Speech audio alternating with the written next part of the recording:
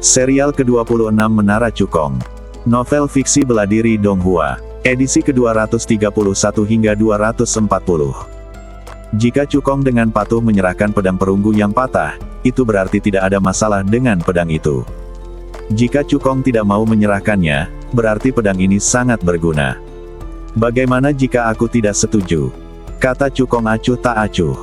Pangeran ke-6 tertawa muram dan berkata dengan arogan, kalau begitu jangan salahkan aku karena menggunakan kekerasan.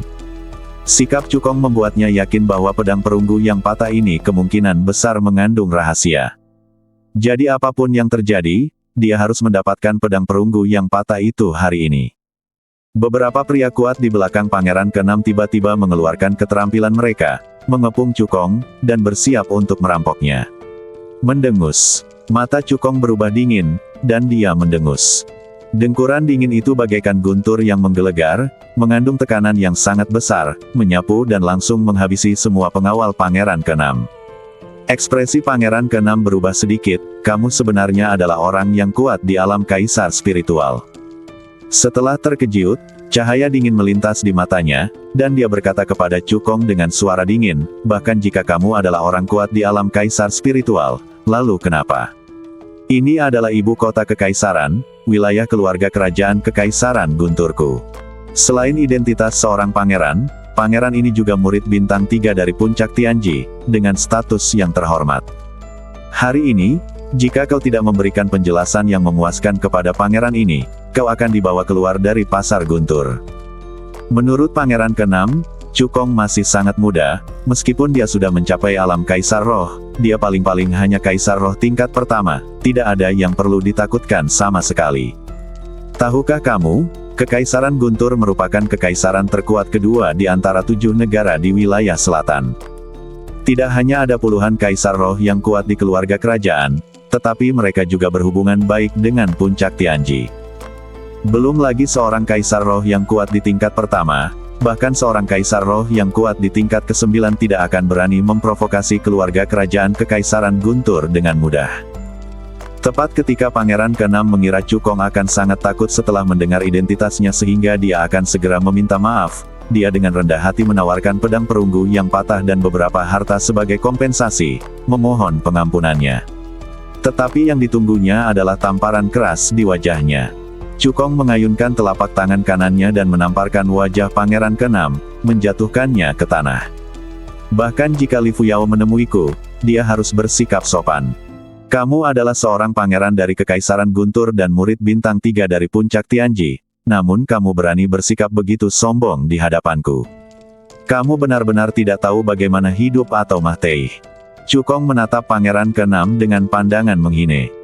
Pangeran ke-6 menutupi wajahnya yang bengkak dan meraung marah, kamu mencari kematian. Baik itu keluarga kerajaan Kekaisaran Guntur atau puncak Tianji, mereka tidak akan membiarkanmu pergi. Sebelum Pangeran ke-6 selesai berbicara, suara dingin tiba-tiba terdengar dari belakang. Pangeran ke-6 sangat sombong. Dengan status sebagai murid bintang 3, kamu berani menyinggung tamu terhormat puncak Tianji. Siapa yang memberimu keberanian? Pangeran ke-6 menoleh dan melihat dua sosok perlahan mendekat. Salah satu dari mereka memiliki wajah muram dan tatapan mata dingin. Itu adalah Li Fuyao, tuan muda puncak Tianji. Orang lainnya adalah Yun Fei Yang, tuan muda dari puncak Tianquan. Sebagai murid bintang 3 puncak Tianji, Pangeran ke-6 tentu mengenal guru puncak mudanya sendiri. Ketika dia mendengar Li Fuyao menyebut Cukong sebagai tamu terhormat puncak Tianji, wajahnya langsung memucat dan kehilangan warna. Statusnya di Thunder Empire memang sangat terhormat. Namun di puncak Tianji, itu bukan apa-apa. Fakta bahwa Cukong benar-benar dipanggil sebagai tamu terhormat oleh Li Fuyao menunjukkan bahwa identitas dan statusnya jauh di atas dirinya. Dan dia hanya mencoba mencuri barang-barang Cukong, dan bahkan mengancam Cukong dengan kata-kata yang keterlaluan. Memikirkan hal ini, Pangeran ke-6 segera berlutut di hadapan Cukong dan dengan rendah hati memohon belas kasihan, tanpa sedikit pun sikap seperti seorang pangeran. Saya buta dan menyinggung tamu terhormat. Saya harap Anda bermurah hati dan memaafkan saya kali ini. Sambil berbicara dia mengayunkan telapak tangannya dan menamparkan wajahnya sendiri. Jepret, jepret, jepret. Suara tamparan keras tak kunjung berhenti. Para pemilik kios di sekitar semuanya tercengang. Tidak seorang pun yang menyangka bahwa pangeran ke-6 yang tiran akan benar-benar mengalami hari seperti itu. Cukong melirik pangeran ke-6 dan berkata dengan acuh tak acuh, dilihat dari gayamu dalam melakukan sesuatu, kamu pasti telah melakukan banyak kejahatan dengan mengandalkan statusmu sebagai murid puncak Tianji dan seorang pangeran. Dalam hal ini, aku akan menghapus kedua identitas ini sebagai hukuman. Li Fuyao mengangguk, lalu mengumumkan, mulai sekarang, kamu telah diusir dari puncak Tianji dan keluarga kerajaan Kekaisaran Guntur. Meskipun Li Fuyao bukanlah kaisar Kekaisaran Guntur, namun perkembangan Kekaisaran Guntur hingga hari ini tidak dapat dipisahkan dari dukungan puncak Tianji. Sebagai tuan muda puncak Tianji, kata-kata Li Fuyao sebanding dengan dekret kaisar. Dia berkata bahwa pangeran ke-6 akan diusir, dan itu berarti pengusiran. Mendengar ini, badan pangeran ke-6 melunak dan dia terjatuh ke tanah seperti genangan lumpur, matanya dipenuhi keputusasaan. Dia tahu dia sudah tamat. Meskipun Cukong tidak memberinya pelajaran, menghancurkan statusnya sebagai murid puncak Tianji dan seorang pangeran lebih menyakitkan daripada membunuhnya. Tanpa kedua identitas ini, dia hanya akan menjadi seorang kultivator raja roh biasa. Semua kekuatan, kekayaan, dan kecantikannya sebelumnya akan hilang darinya. Cukong bahkan tidak melihat ke arah pangeran ke-6 dan berbalik dan pergi. Li Fuyao dan Yun Fei yang mengikuti dari belakang. Setelah ketiga orang itu pergi, pengusaha tak bermoral yang menjual pedang perunggu patah kepada Cukong tiba-tiba menyadari bahwa dia telah kehilangan kesempatan besar dan langsung melolong ke langit. Saya menghasilkan uang dengan cara menipu dan membodohi orang setiap hari, tetapi suatu hari saya membuat kesalahan dan membiarkan orang lain memanfaatkan saya. Saudara Chu, sebagai tuan muda puncak Tianji, saya minta maaf atas apa yang baru saja terjadi. Saya harap Anda tidak akan berprasangka buruk terhadap puncak Tianji saya karena secuil sampah. Li Fuyao berkata dengan nada meminta maaf. Cukong melambaikan tangannya, menandakan dia tidak peduli. Sekte atau kekuatan apapun akan memiliki parasitnya sendiri. Saya tentu tidak akan berprasangka buruk terhadap seluruh puncak Tianji hanya karena satu orang yang buruk. Li Fuyao menghela napas lega setelah melihat ini, dan mengganti topik pembicaraan. Guru dan dua guru puncak lainnya telah tiba dan sedang menunggu di dalam kotak. Bagus. Cukong mengangguk, dan di bawah kepemimpinan Li Fuyao dan Yun Fei Yang, dia pergi ke kantor pusat pavilion Yunting di tengah pasar. Tentu saja bukan suatu kebetulan bahwa Li Fuyao dan Yun Fei Yang muncul di pasar Leiting. Itu karena orang-orang yang membuat janji dengan Cukong adalah guru-guru mereka, guru-guru dari puncak Tianji dan puncak Tianquan. Selain itu, ada Feng Ruohai, penguasa puncak Kaiyang. Setelah mereka bertiga tiba di pavilion Yunting, Master Pavilion secara pribadi memimpin jalan dan membawa mereka ke kotak VIP di lantai 7 pavilion Yunting. Setelah memasuki kotak, ketiga Master Puncak sedang minum teh. Cukong duduk di samping mereka, mengambil secangkir teh dan mulai menyeruputnya. Melihat ini, pupil mata Li Fuyao dan Yun Fei yang menyusut pada saat yang sama. Itu adalah tiga Master Puncak, mewakili tiga cabang utama Sekte Suci Beidou. Bahkan Feng Ruohai, yang paling lemah, memiliki beberapa kartu truf di tangannya, dan kekuatan tempurnya tidak lebih lemah dari seorang pria kuat di tahap awal tingkat pertama Sekte Spiritual. Cukong adalah seorang kultivator di level Kaisar Roh. Kualifikasi apa yang dia miliki untuk bisa duduk bersama mereka? Pemimpin puncak Tianji mendengus dingin, apakah ini cara Lin Yanxing mengajarimu untuk menghormati gurumu? Begitu dia selesai berbicara, tekanan besar tiba-tiba melonjak keluar dari badannya dan menghantam Cukong. Sebagai seorang kultivator kuat di akhir level ketiga Sekte Spiritual, bahkan jika Master Puncak Tianji tidak menggunakan kekuatan penuhnya, tekanannya bukanlah sesuatu yang dapat ditahan oleh seorang kultivator di level ke-9 Kaisar Spiritual. Namun, yang mengejutkan ketiga Master Puncak adalah bahwa dalam menghadapi tekanan yang begitu besar, Cukong bertindak dengan tenang. Dia masih memegang cangkir teh dan duduk dengan mantap di kursi, tanpa terpengaruh sama sekali. Pemimpin puncak Tianji mengerutkan kening dan tiba-tiba meningkatkan tekanan beberapa kali lipat. Cukong terus menyeruput tehnya dengan tenang, dan bahkan memujinya, teh yang enak. Cahaya dingin melintas di mata penguasa puncak Tianji, dan tekanan dari tahap ketiga akhir Lingzong meledak dengan seluruh kekuatannya, seperti gelombang yang mengamuk, menyapu ke arah Cukong. Tekanan yang mengerikan seperti itu bahkan mengharuskan seorang prajurit kuat di tahap awal tingkat pertama sekte spiritual untuk melawan dengan seluruh kekuatannya. Namun Cukong masih duduk dengan tenang di kursi, namun otot-ototnya menegang dan kekuatan fisiknya terpacu hingga batas ekstrim. Master Puncak Tianji merasakan kekuatan dahsyat yang tersembunyi di bawah badan Cukong. Kilatan cahaya melintas di matanya, dan dia menarik kembali tekanannya. Tidak heran dia berani bersikap lancang, ternyata alam badan fisiknya telah menembus ke tahap akhir dari alam tempering badan. Perkataan Master Puncak Tianji membuat Li Fuyao dan Yun Fei yang terbelalak lebar, wajah mereka dipenuhi kengerian. Seorang kultivator badan di tahap akhir alam tempering badan setara dengan orang kuat di alam sekte spiritual. Meskipun Cukong baru saja menerobos ke tahap akhir dari alam tempering badan, kekuatan bertarungnya tidak akan lebih rendah dari seorang pria kuat di tahap awal tingkat pertama dari sekte spiritual. Tidaklah berlebihan jika dikatakan bahwa Cukong sekarang dapat dianggap sebagai orang kuat di ranah sekte spiritual. Feng Ruohai menyentuh hidungnya dengan canggung. Awalnya, dia ingin berpura-pura sebagai pemimpin puncak Kaiyang di depan Cukong. Akan tetapi sekarang, tingkat kultivasi Cukong sudah lebih tinggi darinya. Jadi, sekalipun dia ingin berpura-pura, dia tidak yakin bisa melakukannya.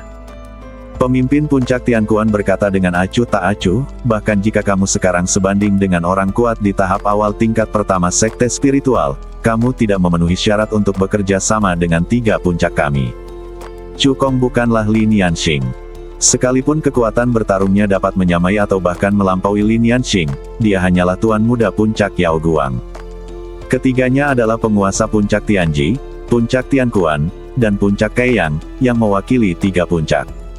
Masih ada kesenjangan antara Cukong dan mereka dalam hal status. Pertama, kekuatan tempurku tidak sebanding dengan orang kuat di tahap awal tingkat pertama sekte spiritual. Cukong mengoreksi. Begitu dia selesai bicara, tingkat kultivasi Kaisar Roh tingkat 9 tengahnya meledak, lalu Ki dan badannya menyatu, dan dia tiba-tiba meninju penguasa puncak Tianquan dengan tangan besi. Kekuatan yang mengerikan itu menciptakan angin tinju yang menakutkan, dengan kekuatan yang mengerikan. Wajah pemimpin puncak Tianquan sedikit berubah. Dia menggunakan seni bela diri defensif dan memadatkan penghalang kekuatan spiritual di depannya untuk memblokir pukulan itu.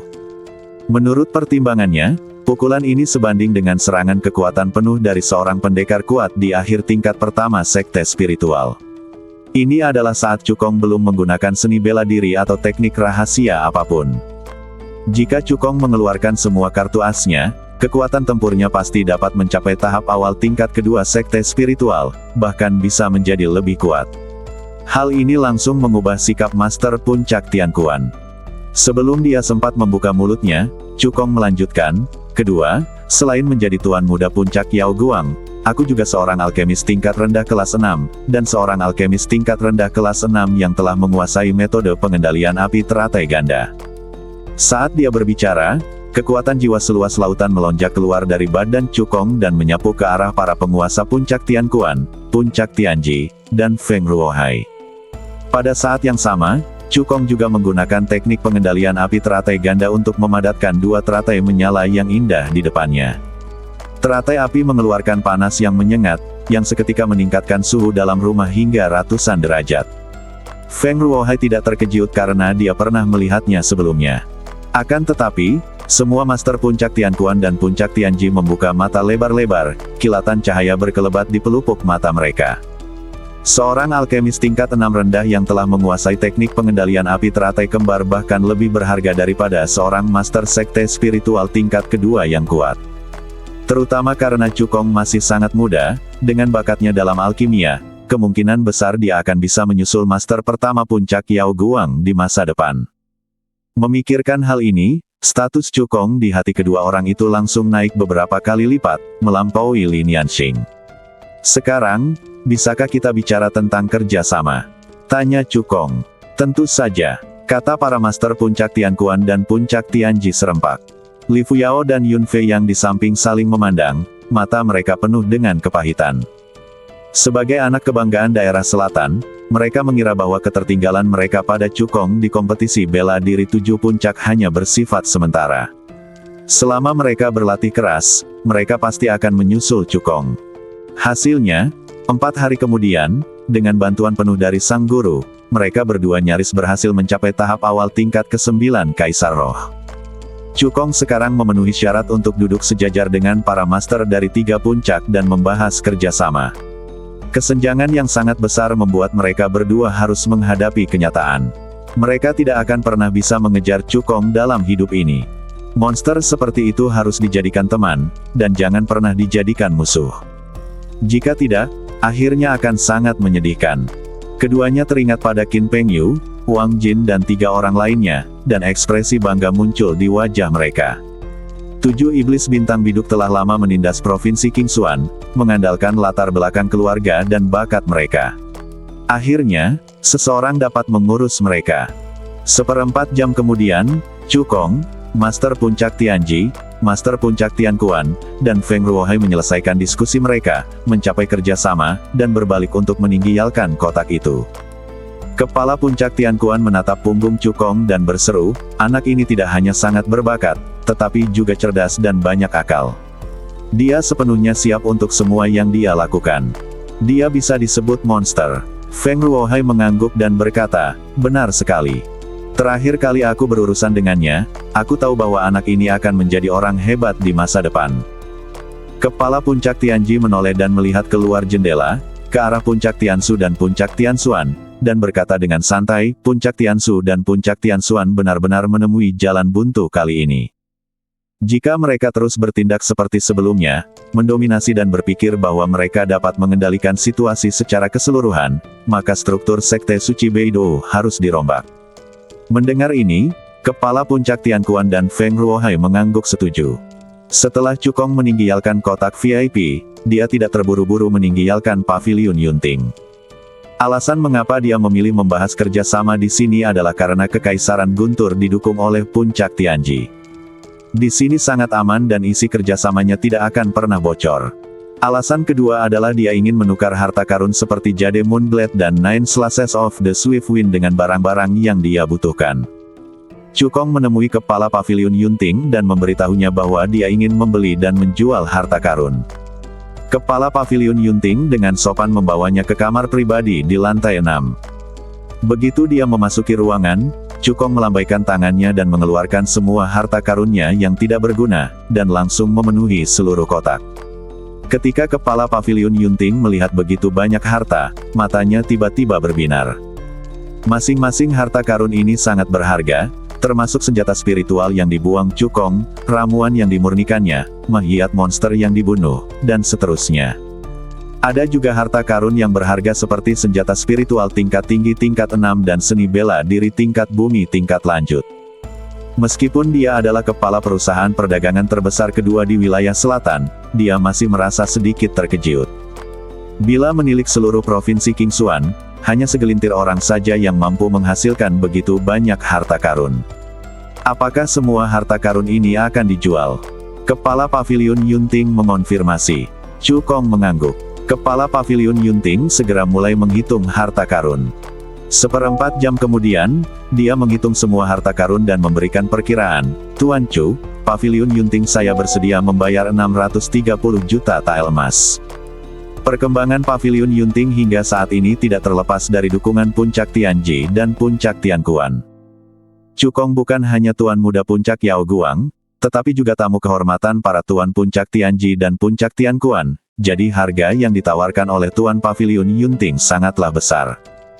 Cukong mengangguk, saya juga ingin membeli pedang roh atribut api tingkat tinggi kelas 6, seni bela diri tingkat tinggi atribut api tipe teknik pedang tingkat bumi, dan seni bela diri gerakan badan tingkat tinggi tingkat bumi. Saat ini, kekuatan tempurnya telah mencapai tingkat master spiritual, dan dia dapat sepenuhnya mengerahkan kekuatan senjata spiritual tingkat 6. Pedang spiritual tingkat tinggi tingkat 6 yang praktis dapat meningkatkan kekuatan tempurnya beberapa kali lipat. Selain itu, dia telah berlatih seni pedang api langit dan langkah api mengalir dengan sempurna. Kedua seni bela diri tersebut telah dioptimalkan oleh permaisuri kekacauan, dari seni bela diri tingkat bumi tingkat rendah hingga seni bela diri tingkat bumi tingkat tinggi, dan tidak dapat dioptimalkan lebih lanjut. Oleh karena itu, Cukong berencana untuk membeli 2 set seni bela diri tingkat bumi tingkat tinggi dan memberikannya kepada permaisuri kekacauan untuk dioptimalkan, dan dia akan mendapatkan 2 seni bela diri tingkat surga yang kuat. Mendengar ini, mata Master Pavilion Yunting berbinar. Dibandingkan dengan mengoleksi harta karun, keuntungan dari menjual harta karun tentu lebih besar. Dia segera memperkenalkan, "Tuan Muda Chu, Pavilion Yunting saya memiliki 2 pedang spiritual tingkat tinggi tingkat 6 dengan atribut api. Yang satu disebut pedang darah api, yang ditempa dengan emas murni dan beberapa material spiritual tingkat 6. Yang lainnya disebut pedang naga ungu, yang ditempa dengan pil iblis dan tulang iblis naga bumi bermata ungu dan beberapa material spiritual tingkat 6. Sedangkan untuk ilmu pedang dan ilmu badan, Pavilion Yuntingku masing-masing punya 3, yaitu seni pedang api membara dan tebasan peledak. Senjata spiritual tingkat tinggi tingkat 6 dan seni bela diri tingkat bumi tingkat lanjut memang sangat langka. Tetapi Pavilion Yunting adalah perusahaan dagang terbesar kedua di wilayah selatan, dengan bisnis yang tersebar di 7 kerajaan di wilayah selatan dan akumulasi selama beberapa dekade. Oleh karena itu, dia dapat mengeluarkan 2 pedang spiritual dan 6 seni bela diri untuk dipilih Cukong. Setelah mempertimbangkan dengan saksama, Cukong akhirnya memilih pedang naga ungu, teknik pedang api terbakar, dan langkah bayangan naga. Totalnya 500 juta tael emas. Kepala Pavilion Yunting berkata, "Tuan Chu, sebagai tamu terhormat Puncak Tianji dan Puncak Tianquan, tentu saja merupakan tamu paling terhormat di Pavilion Yunting kami dan dapat menikmati diskon 15%. Tuan Chu hanya perlu membayar 425 juta tael emas." Meskipun keuntungan 75 juta tael emas hilang, alasan mengapa Pavilion Yunting mampu berkembang hingga skala seperti itu adalah karena berteman dengan orang-orang bangsawan. Meskipun Master Pavilion Yunting tidak tahu apa yang dibicarakan Cukong dengan Master Puncak Tianji dan Puncak Tianquan, fakta bahwa Cukong mampu bernegosiasi dengan kedua Master Puncak tersebut dalam waktu yang lama sudah cukup untuk menjelaskan sesuatu. Itulah sebabnya dia memberi Cukong harga paling mahal saat mengumpulkan harta karun itu. Saat menjual harta karun, dia memberi Cukong harga terbaik. Tujuannya adalah untuk berteman dengan Cukong. "Terima kasih, Master Pavilion." Cukong mengepalkan tangannya. Kepala Pavilion Yunting ingin berteman dengannya, jadi tentu saja dia tidak akan menolaknya. "Selain senjata spiritual dan seni bela diri, saya juga ingin membeli buku tentang seni berlatih formasi, mulai dari dasar-dasarnya," kata Cukong. Awalnya, ia berencana untuk membeli buku-buku tentang formasi dan berlatih seni formasi setelah kompetisi seni bela diri 7 puncak. Namun karena alam rahasia Taiksu hendak dibuka, dia sibuk meningkatkan kekuatannya dan tertunda. Dia awalnya berencana untuk berlatih formasi setelah keluar dari alam rahasia Taiksu, tetapi kata-kata para Master Puncak Tianji dan Puncak Tianquan membuatnya berubah pikiran. Di dalam kotak di lantai 7, selain mencapai kerjasama dengan mereka, Cukong juga mempelajari informasi tentang alam rahasia Taiksu. "Dari 2 guru puncak, kami mengetahui bahwa Sekte Taiksu adalah sekte formasi, dan semua orang kuat di sekte tersebut merupakan ahli formasi. Alam rahasia Taiksu adalah lokasi Sekte Taiksu, dan berbagai formasi kuat tersebar di mana-mana. Semakin penting suatu tempat, semakin kuat formasi yang tersusun di sana. Kalau Anda ingin menjelajahi Reryun Dewa itu, Anda harus menghancurkan formasinya." Dengan kekuatan Cukong, banyak formasi dapat dihancurkan dengan paksa. Namun jika Anda ingin memaksimalkan keuntungan, yang terbaik adalah menjadi ahli formasi, memahami formasi, dan mengetahui kelemahan formasi. Master Pavilion Yunting berpikir sejenak dan memperkenalkan, di Pavilion, ada dasar-dasar formasi, yang dapat dipraktikkan dari dasar hingga Master Formasi tingkat tinggi kelas 1. Ada juga penjelasan terperinci tentang formasi tingkat rendah, yang dapat dipraktikkan hingga Master Formasi tingkat tinggi kelas 3. Buku rahasia formasi dapat dipraktikkan hingga Master Formasi tingkat tinggi kelas 5. Ketiga buku tersebut bernilai total 20 juta tael emas, dan setelah diskon 15%, harganya menjadi 17 juta tael emas. Cukong mengangguk. Keuntungan dari penjualan harta karun adalah 630 juta tael emas. Pembelian pedang naga ungu, seni pedang api terbakar, langkah bayangan naga dan 3 buku tentang formasi menghabiskan total 442 juta tael, menyisakan 188 juta tael emas. Sisa uangnya akan digunakan untuk membeli bahan-bahan spiritual yang dibutuhkan untuk membuat formasi tingkat pertama hingga tingkat kelima. Serta benih 6 jenis tanaman obat seperti rumput tiansu, Ganoderma lucidum 7 warna. Yang semakin lama semakin baik, kata Cukong. Sama seperti menyiapkan formasi dan memurnikan ramuan, keduanya memerlukan banyak latihan untuk bisa mahir. Setiap kali pengaturan itu gagal, materi spiritual akan terbuang sia-sia. Oleh karena itu, Cukong perlu membeli sejumlah besar bahan spiritual untuk berlatih agar dapat segera meningkatkan level formasinya. Adapun 6 jenis benih tanaman obat, seperti rumput tiansu dan Ganoderma lucidum 7 warna, semuanya merupakan benih tanaman obat yang dibutuhkan untuk memurnikan ramuan tingkat tinggi kelas 6 Pozong dan. Selain Feng Ruohai, Cukong juga menjanjikan 2 pil pemecah sekte kepada para master Puncak Tianji dan Puncak Tianquan. Oleh karena itu, ia harus menanam benih bahan obat yang dibutuhkan untuk memurnikan pil Pozong di ruang tingkat kedua pagoda terlebih dahulu. Diperlukan waktu beberapa bulan sebelum bahan obat matang dapat dipanen untuk meningkatkan kadar alkimia dan menyempurnakan pil Pozong. Pemimpin Paviliun Yunting mengangguk, melambaikan tangannya, memasukkan semua harta karun di rumah ke dalam cincin penyimpanan, lalu berbalik dan berjalan keluar dari kotak untuk menyiapkan barang-barang yang dibeli Cukong. 1 jam penuh berlalu sebelum kepala Paviliun Yunting kembali ke kotak. Dia melambaikan tangan kanannya, dan sebilah pedang ajaib, 2 gulungan, 3 buku, 6 tas kain kecil, dan 40 karung rami besar langsung muncul di tanah. Kantong besar itu berisi bahan-bahan spiritual yang dibutuhkan untuk mendirikan berbagai formasi. 6 kantong kain kecil berisi 6 jenis benih obat. Karena benih ke-6 tanaman obat ini sangat langka. Meskipun kepala Paviliun Yunting mengerahkan perlengkapan dari mana-mana, ia hanya mampu mengumpulkan 100 benih. Meskipun sedikit kurang, itu sudah cukup bagi Cukong untuk memurnikan pil pemecah sekte. Setelah Cukong memasukkan barang-barang itu ke dalam cincin penyimpanan, dia mengepalkan tangannya dan berkata dengan penuh terima kasih, Master Paviliun. Meskipun itu adalah sebuah transaksi, dia dapat merasakan kebaikan hati Master Paviliun Yunting. Dan dia mendapat kesepakatan besar dalam kesepakatan ini. Setidaknya lebih dari 100 juta tael emas berhasil diselamatkan. Dia ingat bantuan ini. Kepala Paviliun Yunting berkata sambil tersenyum, Tuan Chu, Anda terlalu sopan. Saya harap Anda dapat mengurus bisnis Paviliun Yunting saya di masa mendatang.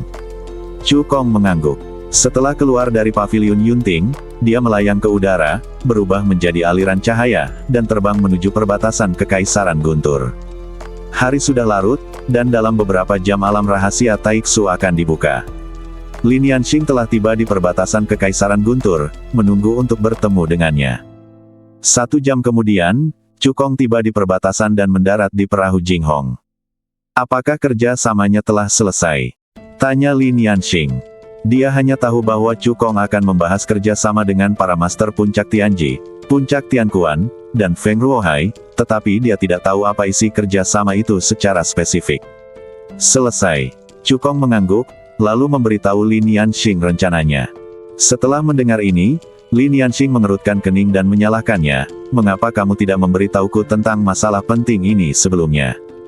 Jika aku pergi bersamamu, peluang keberhasilanmu pasti akan lebih besar. Cukong menggelengkan kepalanya, ini adalah masalah antara Qin Pengyu dan aku, jadi aku harus menyelesaikannya sendiri. Oh, Lin Yanxing menghela nafas berat. Lagi pula, itu karena puncak Yao Guang tidak cukup kuat. Jika tidak, Cukong tidak perlu mencari puncak Tianji, puncak Tianquan, dan puncak Kaiyang. Jangan khawatir, Master Puncak. Aku hanya membuat persiapan untuk hari hujan. Jika Qin Pengyu tidak bunuh diri, maka semuanya akan baik-baik saja. Jika dia bersikeras bunuh diri, maka kamu tidak bisa menyalahkanku, kata Cukong. Lin Yanxing menghela napas pelan.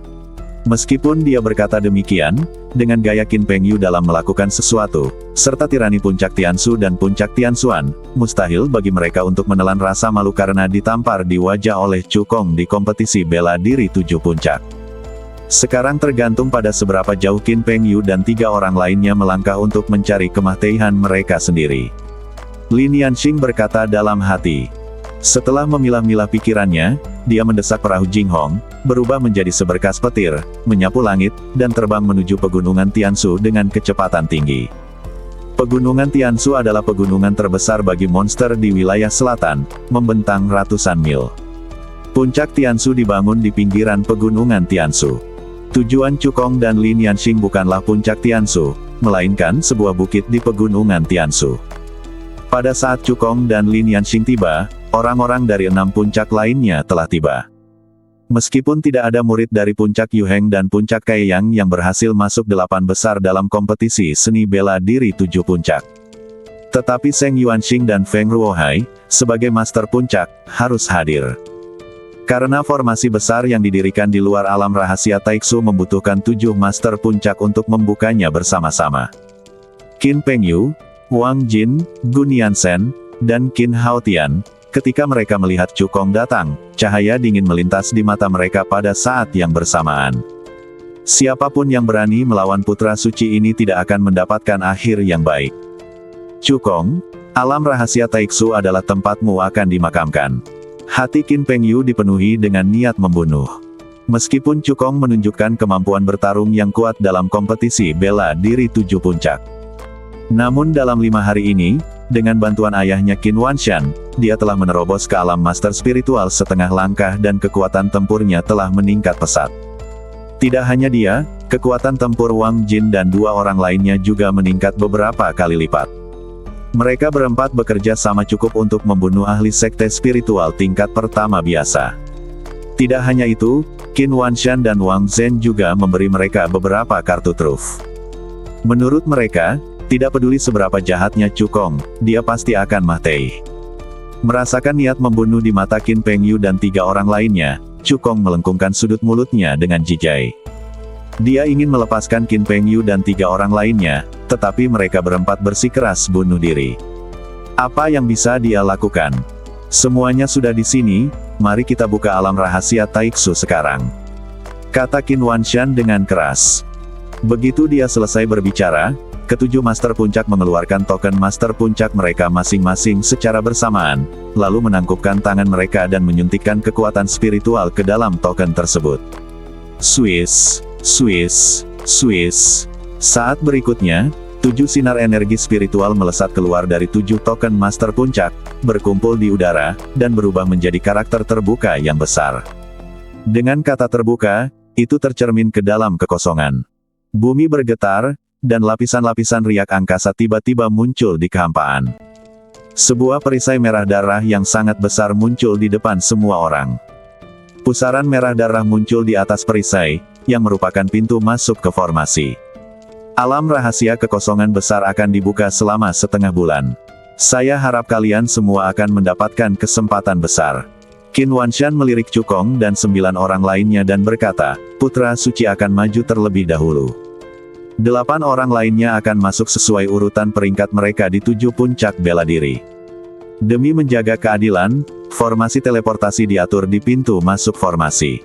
Begitu masuk, orang-orang akan diteleportasi secara acak ke berbagai sudut alam rahasia Taiksu. Oleh karena itu, tidak menjadi masalah siapa yang datang lebih dulu dan siapa yang datang kemudian. Setelah Qin Pengyu menyerbu ke pusaran darah, Cukong berubah menjadi bayangan sisa dan menyerbu ke dalamnya. Dia hanya merasakan layar hitam di depan matanya, dan setelah beberapa saat yang memusingkan, dia tiba di sebuah halaman yang bobrok. Cukong membalikkan tangannya dan mengeluarkan sebuah peta dari cincin penyimpanan. Ini adalah peta alam rahasia Taiksu. Alam rahasia Taiksu dibuka setiap 3 tahun sekali, dan tata letak umum di dalamnya telah lama dikuasai oleh 7 kekuatan cabang utama. Cukong melihat sekelilingnya dan segera memastikan lokasinya. Sekte Taiksu membagi seluruh sekte menjadi 3 area utama, yaitu gerbang luar, gerbang dalam, dan inti. Setiap area dibagi lagi menjadi aula murid, aula tetua, aula materi spiritual, perpustakaan, dan lain-lain. Sekarang beliau berada di area gerbang luar, di pengadilan murid utara di antara 4 pengadilan murid di timur, selatan, barat dan utara. Mereka yang tinggal di sini semuanya adalah murid luar dengan pangkat terendah. Formasi yang didirikan di halaman telah lama dirusiak oleh para pengikut sekte suci Beidou yang telah berpartisipasi dalam ujian sebelumnya. Daerah ini telah digeledah berkali-kali, dan tidak ada yang tersisa kecuali Mah Yiat dan Reryun Dewa. Jika Qin Pengyu dan yang lainnya secara acak diteleportasi ke sini, mereka pasti akan segera pergi tanpa tinggal sebentar. Namun, Cukong melihat sekelilingnya, mengangguk berulang kali, dan raut wajah puas tampak di wajahnya. Ini tempat yang bagus. Qin Pengyu dan keempat rekannya pasti tidak akan mencarinya dengan saksama. Cukong tiba di sudut halaman, lalu dengan pikirannya, dia memasuki lantai kedua pagoda. Alam rahasia Taiksu terbuka selama total setengah bulan, yang setara dengan lebih dari 12 tahun baginya yang memiliki pagoda kekacauan. Seperti kata pepatah, mengasah pisau tidak menunda penebangan kayu. Dia berencana untuk berlatih formasi terlebih dahulu, menjadi master formasi tingkat 5, dan kemudian menjelajahi alam rahasia Taiksu. Cukong duduk di atas bantal, mengeluarkan dasar-dasar pembentukan, dan mengabdikan dirinya pada latihan pembentukan. Seni pembentukan dan seni alkimia sebenarnya memiliki banyak kesamaan. Misalnya, untuk memurnikan pil, Anda memerlukan resep dan bahan obat.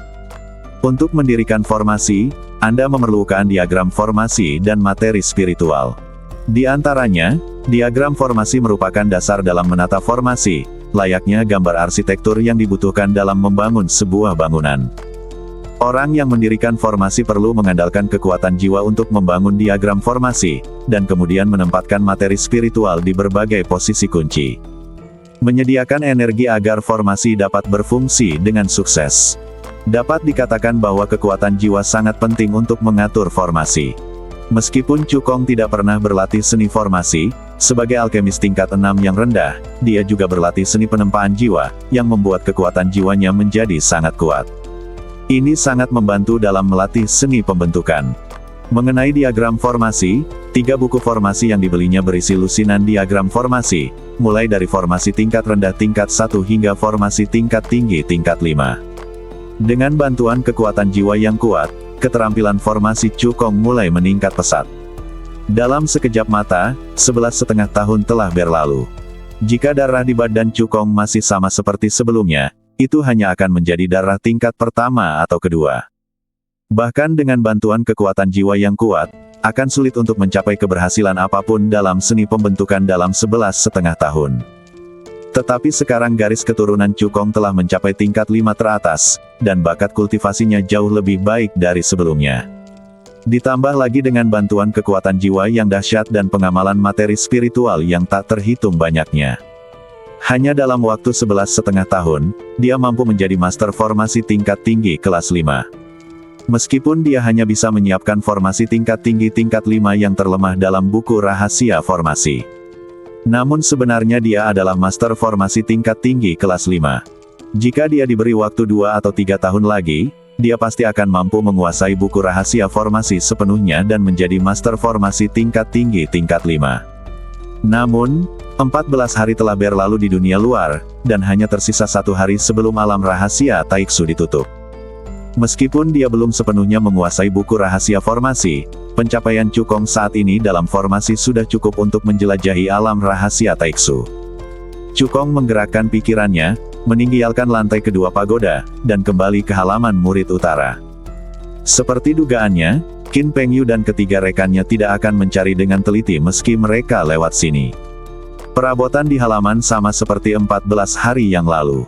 Cukong melirik peta, lalu berubah menjadi aliran cahaya dan melesat menuju area gerbang dalam.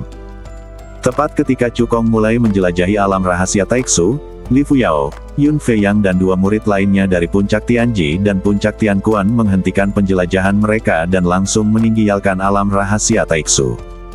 Di luar alam rahasia, Qin Wanshan, Wang Zhen dan yang lainnya mengerutkan kening ketika mereka melihat Li Fuyao, Yun Feiyang dan 3 lainnya keluar dari alam rahasia Taiksu.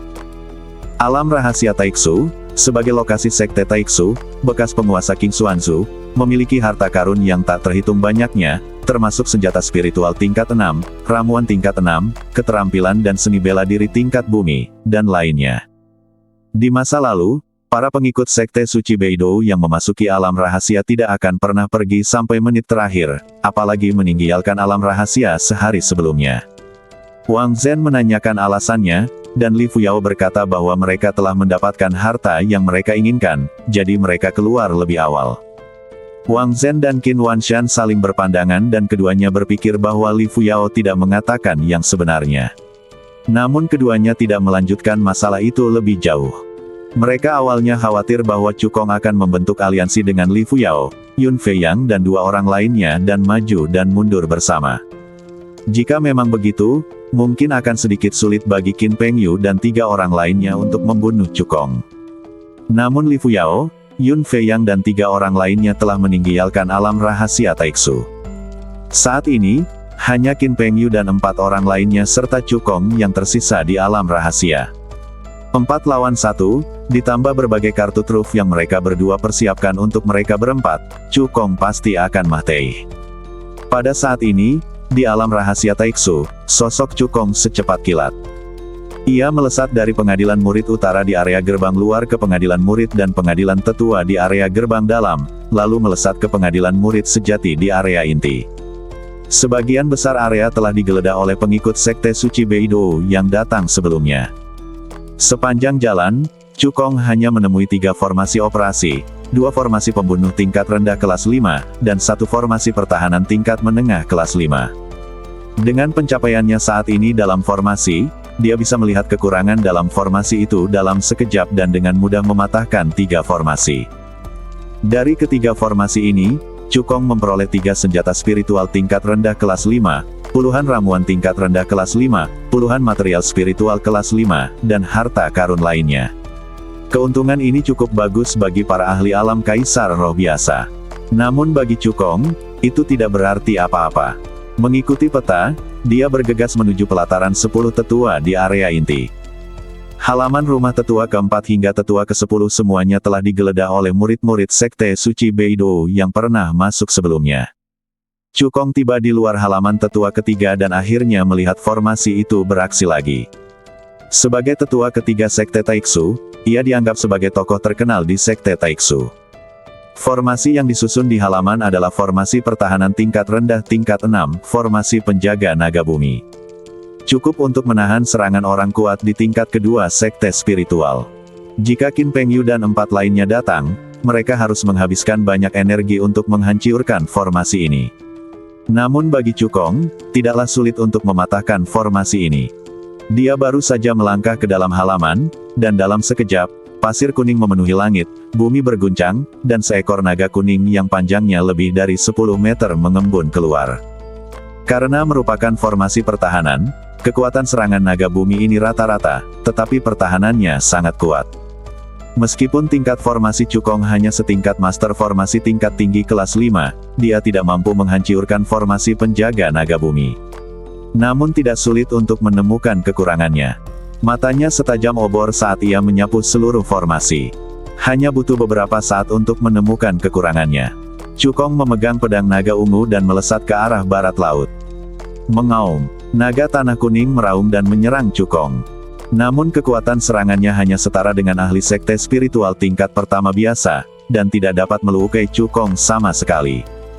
Setelah keduanya bertarung beberapa kali, Cukong tiba di lokasi sasaran, lalu memegang pedang naga ungu, menikamkannya dengan keras ke tanah. Retakan, terdengar suara pecahan. Materi spiritual yang terkubur di bawah tanah dipotong-potong oleh energi pedang yang tajam. Cahaya formasi penjaga naga bumi tiba-tiba redup dan kekuatannya sangat berkurang. Pertahanan naga tanah kuning turun beberapa persen dalam sekejap. Cukong menghunus pedang naga ungu, membunuh naga tanah kuning dengan satu pedang, dan menghancurkan formasi perlindungan naga tanah. Dengan kekuatan tempur Cukong, dia dapat menghancurkan perlindungan naga bumi bahkan dengan mengandalkan kekuatan kasar. Namun untuk melakukan itu, Anda hanya dapat melakukannya dengan seluruh kekuatan Anda. Namun dengan bantuan pencapaiannya dalam formasi, kesulitan untuk menghancurkan formasi tersebut berkurang beberapa kali lipat dibandingkan jika hanya mengandalkan kekuatan kasar. Kecepatan pemecahan formasi telah meningkat beberapa kali lipat. Ini cukup untuk menggambarkan bahwa mengasah pisau tidak menunda pemotongan kayu. Sungguh keputusan yang bijaksana untuk menggunakan 14 hari pertama untuk melatih formasi. Setelah itu, Cukong mulai mencari di seluruh halaman dan memperoleh banyak harta karun dan materi spiritual, dengan nilai total lebih dari 100 juta tael emas. Hal ini membuat senyum puas tersungging di wajahnya. Halaman tetua ketiga memiliki begitu banyak harta. Halaman tetua kedua, tetua pertama, dan bahkan master sekte pasti memiliki lebih banyak harta. Setelah menaruh semua harta dan materi spiritual ke dalam cincin penyimpanan, Cukong meninggalkan halaman tetua ketiga dan bergegas menuju halaman tetua kedua seperti yang ditunjukkan pada peta. Sebagai tetua kedua sekte Taiksu, kekuatan dan statusnya lebih tinggi dari tetua ketiga. Di halaman rumah tetua kedua, ada formasi pembunuh tingkat rendah tingkat 6 formasi pembantai iblis harimau surgawi. Formasi ini sangat kuat, cukup untuk membunuh orang kuat di tahap tengah tingkat kedua sekte spiritual. Begitu Cukong memasuki halaman, dia merasakan niat membunuh yang mengerikan muncul. Seekor harimau putih raksasa yang dipenuhi aura pembunuh tiba-tiba muncul. Sepasang mata harimau besar menatap tajam ke arah Cukong. Yang mengejutkan Cukong adalah selain dia, ada 4 sosok lain dalam formasi itu. Itu Qin Pengyu dan 4 lainnya. Aku tidak melihat jejakmu di sepanjang jalan, dan aku sedikit terkejut. Ternyata kau bersembunyi di sini. Cukong melirik formasi itu dan segera mengerti, sepertinya kau telah menggunakan formasi pembunuh iblis harimau surgawi ini untuk keperluanmu sendiri. Qin Pengyu mendengar ini dan mengangkat bibirnya dengan bangga. Cukong, dengan bakatmu, kamu dapat dengan aman mewarisi posisi pemimpin puncak Yao Guang, memiliki kekuatan yang luar biasa, dan menikmati kekayaan dan kemuliaan. Namun sayangnya, kamu telah menyinggung orang yang salah. Ingatlah untuk tetap waspada di kehidupanmu selanjutnya, ada beberapa orang yang tidak boleh kamu ganggu. Seperti yang dikatakan Cukong, mereka berempat mengandalkan kartu truf yang diberikan oleh Qin Wanshan dan Wang Zhen dan berhasil mengubah formasi pembantai iblis Tianhu menjadi milik mereka sendiri. Alasan mengapa formasi penjaga naga bumi di pelataran tetua ketiga tidak dipilih adalah karena formasi penjaga naga bumi merupakan formasi pertahanan dan kekuatan serangannya jauh lebih rendah dibandingkan dengan formasi pembasmi iblis harimau langit. Di mata Qin Pengyu dan 3 orang lainnya, formasi pembasmi iblis harimau surgawi bahkan dapat membunuh orang kuat di tahap tengah tingkat kedua sekte spiritual, jadi membunuh Cukong akan menjadi hal yang mudah. Jika kalian berempat membongkar formasi sekarang, menghancurkan kultivasi kalian sendiri, dan kemudian dengan patuh menawarkan semua harta kalian, aku dapat mengampuni nyawa kalian. Cukong melirik Qin Pengyu dan 3 orang lainnya lalu bicara dengan ringan, sama sekali tidak menganggap serius formasi pembasmi iblis harimau surgawi. Kau hanya menggertak. Belum lagi kau, bahkan jika master sekte spiritual yang kuat seperti Lin Yanxing dan Zheng Yuanxing datang, mereka pasti akan mati hari ini. Qin Haotian mendengus dingin. Buat apa buang waktu bicara dengan orang yang sedang sekarat? Aktifkan saja formasi pembasmi iblis harimau surgawi dan hajar dia sampai babak belur. Kata Wang Jin dengan niat membunuh. Qin Pengyu tertawa muram. Cukong, bersiaplah untuk mati. Setelah berkata demikian, mereka berempat mengaktifkan formasi pembasmi iblis harimau surgawi secara bersamaan. Mengaum. Harimau putih raksasa itu mengangkat kepalanya dan mengeluarkan raungan yang memekakkan telinga, lalu mengayunkan cakarnya, meninggalkan beberapa bekas cakar yang sangat tajam. Setiap bekas cakaran bagaikan bilah pisau tajam, yang membelah udara dengan kekuatan luar biasa. Cukong menatap bekas cakaran yang mengarah padanya dan menggelengkan kepalanya pelan. Aku sudah memberimu kesempatan, tapi kau ngotot ingin mati, jadi aku tidak punya pilihan selain mengabulkan permintaanmu.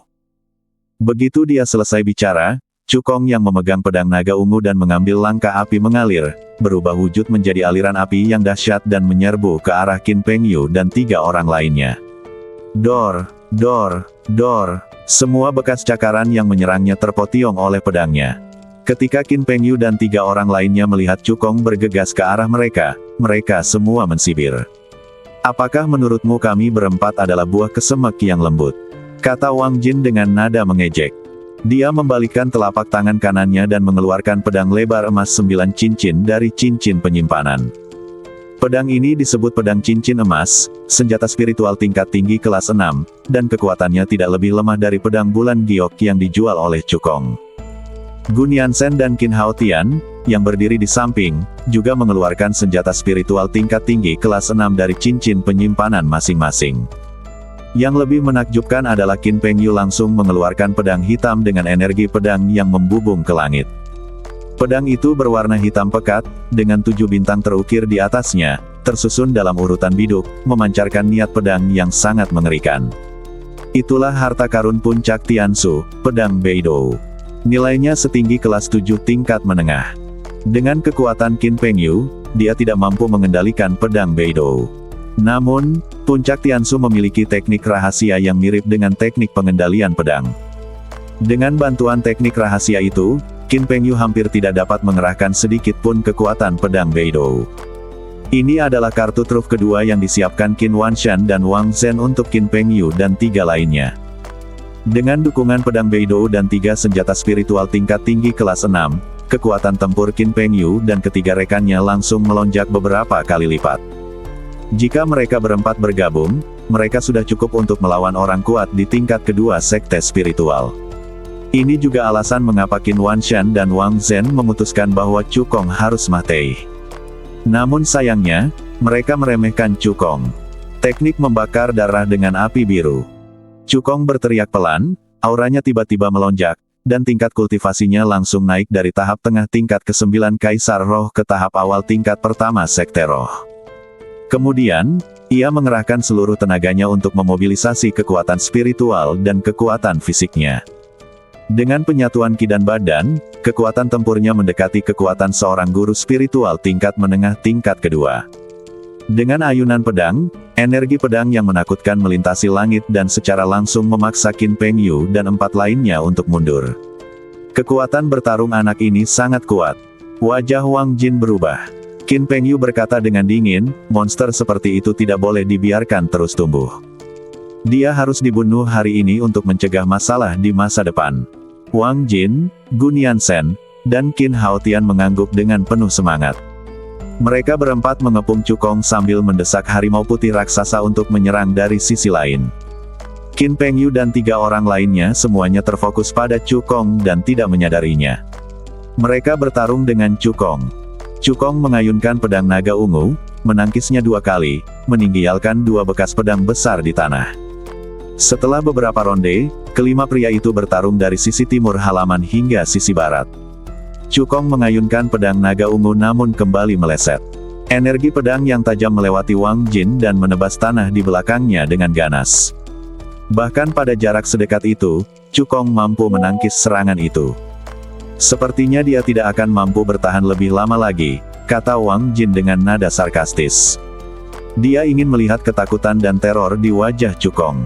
Namun, senyum muncul di wajah Chu Kong. 3 kelemahan saja sudah cukup untuk melemahkan kekuatan formasi hingga setengahnya. Begitu Chu Kong selesai berbicara, formasi pembantai iblis Tianhu tiba-tiba bergetar hebat, dan retakan tebal muncul di perisai formasi. Meskipun tidak pecah, kekuatan formasi melemah lebih dari setengahnya. Harimau putih raksasa yang awalnya kokoh dan pembunuh tiba-tiba menjadi ilusi, dan kekuatan tempurnya turun langsung dari akhir tingkat kedua sekte spiritual ke akhir tingkat pertama sekte spiritual. Sebelum Qin Pengyu dan 3 orang lainnya sempat bereaksi, mereka melihat Chu Kong berbalik dan menghunus pedang naga ungu, membelah harimau putih raksasa yang ilusi itu menjadi 2 dengan 1 pedang. Retakan. Formasi pembasmi iblis harimau surgawi hancur. Engah, engah, engah, engah. Saat formasi itu hancur, Qin Pengyu dan 3 orang lainnya yang bertanggung jawab atas formasi itu, semuanya mengalami serangan balik yang kuat. Pada saat yang sama, mereka menyemburkan darah dari mulut mereka dan terluka parah. Kau benar-benar ahli formasi yang mampu menemukan kelemahan formasi pembasmi iblis harimau surgawi. Wang Jin memegang dadanya dan berteriak tak percaya. Dia tidak pernah menyangka bahwa Chu Kong bukan hanya seorang alkemis, tetapi juga seorang ahli formasi yang kuat. Bukan saja dia tidak mau mempercayainya, Qin Pengyu, Guniansen, dan Qin Haotian juga tidak mau mempercayainya. Bagaimana ini mungkin? Formasi pembantai iblis harimau surgawi adalah formasi pembunuh tingkat 6 yang rendah. Untuk menemukan kekurangannya, keterampilan formasi Chu Kong setidaknya harus mencapai level master formasi tingkat 5 yang rendah. Dia tidak hanya mencapai tingkat ke-9 dari ranah kaisar spiritual, dia juga seorang pemurni badan tahap akhir, seorang alkemis, dan seorang ahli formasi. Bagaimana dia bisa menemukan waktu untuk berlatih 4 jalur yang berbeda pada saat yang sama? Aku tidak percaya. Ini pasti palsu. Bukannya Qin Pengyu dan 3 orang lainnya belum pernah melihat orang jenius sebelumnya, mereka sendiri adalah orang jenius teratas di King Xuanzu. Namun dibandingkan dengan Cukong, mereka seperti orang tak berguna, tidak ada bandingannya sama sekali. Cukong tersenyum menghina dan tidak menjawab pertanyaan Qin Pengyu dan 3 orang lainnya. Sebaliknya, dia berkata dengan acuh tak acuh, sudah hampir waktunya. Sudah waktunya untuk mengantar kalian pergi. Setelah berhadapan dengan Qin Pengyu dan 3 orang lainnya, dia masih harus menjelajahi halaman tetua agung dan ketua sekte. Merasakan niat membunuh yang dingin dalam kata-kata Cukong, Qin Pengyu dan 3 orang lainnya gemetar seluruh badan, seolah-olah jatuh ke dalam gua es. Jika kau tidak ingin mati, lepaskan serangan terkuatmu, teriak Qin Pengyu. Begitu dia selesai berbicara, dia menggunakan metode rahasia untuk secara gila-gilaan menyuntikkan kekuatan spiritual di badannya ke pedang Beidou di tangannya. Dengan bantuan teknik rahasia, Qin Pengyu nyaris berhasil membuat koneksi dengan pedang Beidou dan mengaktifkan jejak kekuatan pedang Beidou. Niat pedang yang mengerikan merasuki. 7 bintang pada pedang biduk berkelap-kelip dengan cahaya bintang redup, dan lapisan api bintang hitam menyala di badan pedang. Meskipun hanya lapisan tipis, ia meledak dengan kekuatan yang luar biasa. Kekosongan di sekitar api bintang itu terdistorsi oleh pembakaran, yang amat mengerikan. Pedang pemecah langit Tiansu. Qin Pengyu meraung, mengepalkan pedang Beidou dengan kedua tangan, dan menebas ke arah Cukong dengan seluruh kekuatannya. Mendesis. Cahaya pedang yang menggemparkan menyambar keluar. Cahaya pedang itu bercampur dengan api bintang hitam, dan begitu kuatnya sehingga tampaknya benar-benar dapat menembus awan. Pada saat yang sama, Wang Jin, Gun Yansen, dan Qin Haotian juga melambaikan senjata spiritual tingkat tinggi kelas 6 di tangan mereka dan meluncurkan serangan terkuat. Teknik pedang bayangan langit, pedang pemecah awan, tombak penembus awan. 4 seni bela diri yang kuat berkumpul bersama dan melesat ke arah Cukong. Bahkan seorang pria kuat di tahap tengah tingkat kedua sekte spiritual tidak dapat menahan serangan ini. Kekuatannya memang kuat, tapi masih jauh dari cukup untuk membunuhku. Komentar Cukong. Setelah berkata demikian, dia mengangkat pedang naga ungu, dan dengan gila-gilaan menyuntikkan kekuatan spiritual dan kekuatan fisik dalam badannya ke pedang naga ungu, lalu menebasnya dengan kuat di depannya. Teknik pedang api langit, mengaum. Raungan naga yang memekakkan telinga bergema di seluruh langit dan bumi. Pedang naga ungu merupakan senjata spiritual tingkat tinggi kelas 6, terbuat dari inti iblis dan tulang iblis dari binatang iblis tingkat tinggi kelas 6 naga bumi bermata ungu dan beberapa material spiritual kelas 6. Kekuatannya jauh lebih kuat dari pedang naga bumi tingkat menengah tingkat 5. Dengan berkah pedang naga ungu, kekuatan teknik pedang api langit meningkat beberapa kali lipat. Energi spiritual yang dikaitkan dengan api dalam radius 1 km berkumpul dengan gila-gilaan dan berubah menjadi 18 pedang api langit yang kuat. Dengan berkah kekuatan langit dan bumi tingkat tinggi, kekuatan api penghancur, 18 pedang api surgawi, yang membawa kekuatan ilahi yang luar biasa, dengan ganas menebas seni bela diri yang ditampilkan oleh Qin Pengyu dan keempat lainnya. Terjadi ledakan besar. Akibat energi mengerikan itu menyapu bersih, langsung menghancurkan semua meja dan kursi batu di halaman menjadi bubuk. Engah, engah, engah, engah. Terdengar 4 kali lagi suara muente darah. Setelah 10 dari 18 pedang ilahi api surgawi dihancurkan, 8 pedang sisanya, dengan seni bela diri yang dapat membunuh Qin Pengyu dan 3 lainnya, menyerang mereka dengan keras. Hal ini menyebabkan kerusakan lebih lanjut pada badan mereka yang sudah terluka parah. Kekuatan bertarungmu sebenarnya lebih kuat dari penguasa puncak Tianquan. Bagaimana mungkin? Teriak Wang Jin dengan suara putus asa. Kalau bisa dikatakan bahwa Cukong telah menghancurkan formasi pembasmi iblis harimau surgawi tadi, itu semua karena bantuan dari ahli formasi, yang menemukan kelemahan formasi pembasmi iblis harimau surgawi dan melemahkan kekuatan formasi tersebut. Sekarang, Cukong menghancurkan seni bela diri mereka berempat sepenuhnya dengan mengandalkan kekuatannya sendiri. Hal ini mengejutkan Qin Pengyu dan 3 orang lainnya, dan mereka dipenuhi dengan ketakutan yang tak terhingga. Qin Pengyu menggertakkan giginya dan berteriak, anak ini mengandalkan metode rahasia untuk meningkatkan kekuatan tempurnya secara paksa. Dia pasti tidak akan bisa bertahan terlalu lama. Wang Jin menimpali, benar sekali, asal kita berusaha sekuat tenaga dan menggunakan jurus pamungkas, kita pasti bisa membunuhnya.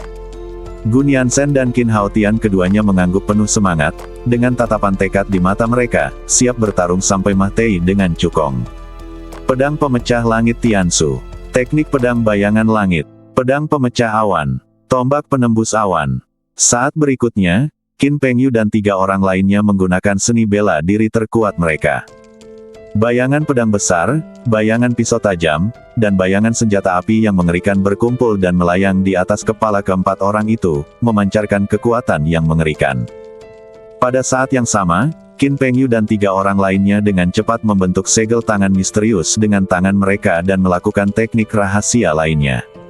Dalam sekejap mata, mereka berempat selesai membentuk segel, dan cahaya dengan warna berbeda keluar dari badan mereka. Cukong, bersiaplah untuk mati, teriak Qin Pengyu. Mereka berempat mengaktifkan seni bela diri mereka pada saat yang sama, menyerang Cukong, dan juga mengaktifkan teknik rahasia mereka. Ketika bayangan pedang, pisau dan senjata muncul di udara, mereka menyadari bahwa itu semua adalah gerakan palsu, hanya pertunjukan, dengan kekuatan kurang dari 1/10 dari kekuatannya. Meskipun Qin Pengyu dan 3 orang lainnya dipenuhi dengan niat membunuh dan tampak seperti mereka siap untuk melawan Cukong sampai mati. Namun sebenarnya, itu hanya untuk membingungkan Cukong, mengulur waktu, dan melakukan metode rahasia untuk kabur.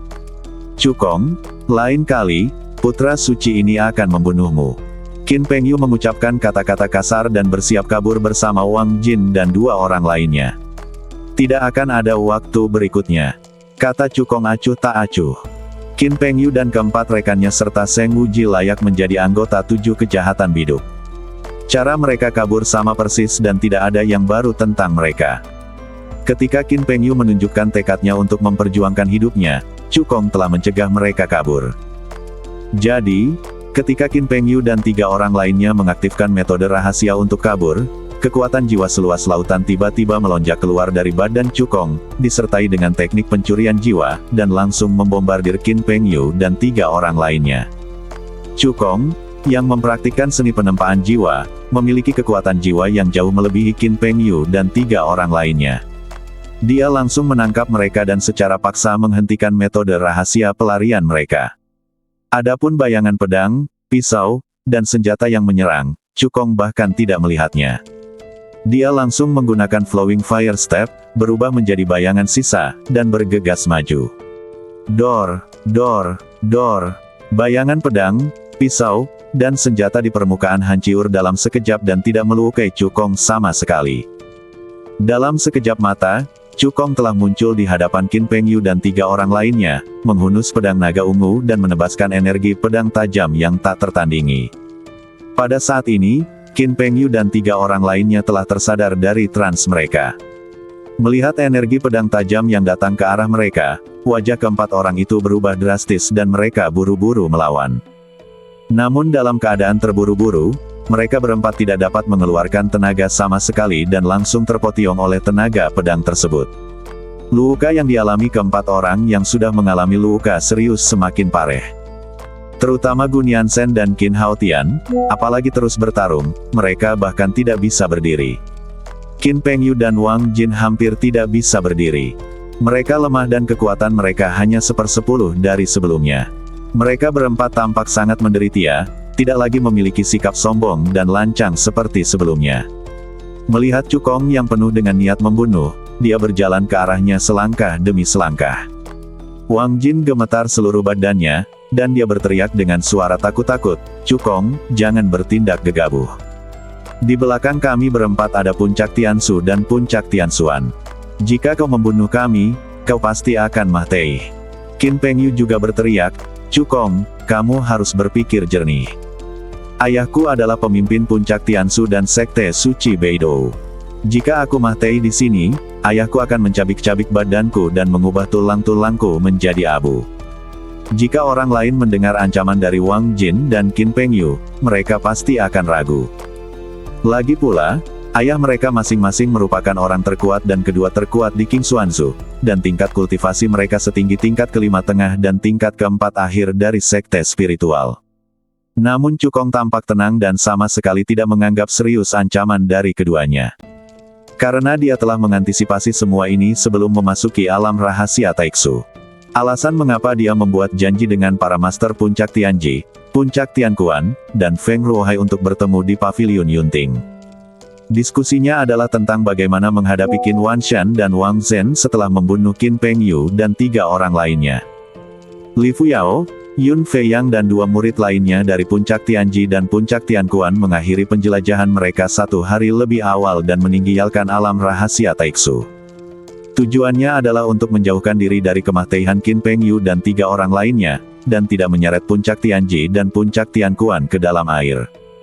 Cukong melirik Qin Pengyu dan 3 orang lainnya, lalu berkata dengan tenang, ingatlah untuk menjadi orang baik di kehidupan selanjutnya. Setelah mengatakan itu, dia tidak memberi kesempatan kepada Qin Pengyu dan 3 orang lainnya untuk berbicara lagi. Dia hanya mengayunkan pedang naga ungu dan menyuruh mereka pergi. Di luar alam rahasia Taiksu, Qin Wanshan dan Wang Zhen, yang sedang beristirahat dengan mata tertutup, tiba-tiba membuka mata mereka dan wajah mereka berubah drastis. Keduanya membalikkan telapak tangannya secara bersamaan. Sebuah token giok kelahiran yang pecah muncul di tangan Wang Zhen, dan 3 token giok kelahiran yang pecah muncul di tangan Qin Wanshan. Karena untuk membuka alam rahasia Taiksu, hanya master dari 7 puncak saja yang perlu hadir. Menurut aturan, para tetua masing-masing puncak tidak dapat hadir. Oleh karena itu, Sesepuh Agung Puncak Tiansu menyerahkan token giok kelahiran Gun Yansen kepada Qin Wanshan, untuk berjaga-jaga. Keempat lempengan giok kelahiran ini masing-masing berhubungan dengan Qin Pengyu, Wang Jin, Gun Yansen, dan Qin Haotian.